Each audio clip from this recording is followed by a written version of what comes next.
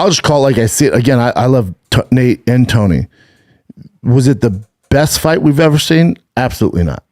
Did one look 38 and the other look 36? Absolutely. The difference between Tony Ferguson and Nate Diaz is Nate Diaz has adjusted the way he fights. He obviously, you're not going to be a completely different fighter, but when you get older, you can't use the same pace. You can't use the same tactics you use when you're a young man at 26. So Nate's style and the way he fights is really beneficial as you get older. Nate's never been the most explosive. Nate's never been a guy that just, stalks you and comes after you. Nate's a volume puncher. Back in the day, he's a volume puncher that wears you out, has a granite chin, and eventually he's going to get you. But he's adapted at his age where he's not a volume puncher. He's not throwing a million fucking punches like he used to. He wasn't coming out like a banshee. So his style is predicated now and adapts better the older he is, and it works for him. Now, is he going to beat anybody in the welterweight division in the top 10? Absolutely not. No. He's older, man. So for Tony Ferguson, though, a guy who's very unconventional, spinning back kicks and rolling around the ground, explosive, that style as you get older can't exist. You can't do it. It's not going to work. You can't be an older man at 36 or 37, where the fuck he is, and then still try those same things when you don't have those young muscle fibers, the explosive tendencies. And you saw that. Those spinning elbows and the spinning kick stuff, we saw it a mile away. Nate saw it a mile away, Nate saw it a fucking mile away. So for me, it was tough to watch. It was a good fight. It was a legendary fight. It's no different than watching Matt Brown, or it's no different than we watch BJ Penn.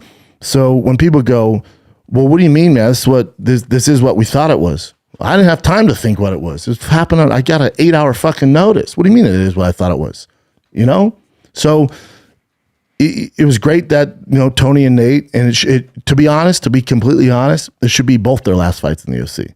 Now, I know Nate said, I'm going to go do some things, come back to the UFC.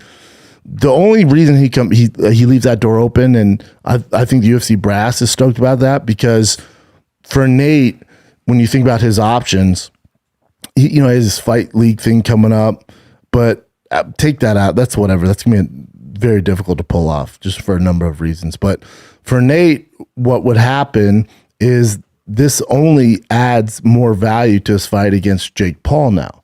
So we all want to see Nate Diaz versus Jake Paul. Nate Diaz is coming off a win. He looked great. He's the talk of the town. And, he did outstrike Tony Ferguson. Tony Ferguson's leg kicks were effective. Nate even threw some leg kicks. But now, Nate coming off a win over Tony Ferguson just adds more value to Nate's brand and adds more value to the Jake Paul-Nate Diaz fight, which we're going to get next. But outside that, Nate's not going to have a professional boxing career. Come on. There's no way.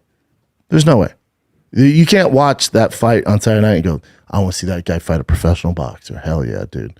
And and after watching that Jake Paul fight's going to be tough, man. It's going to be tougher fight than you guys think. That's a tough fight for Nate, man. Jake's young, explosive, hits like a Mack truck.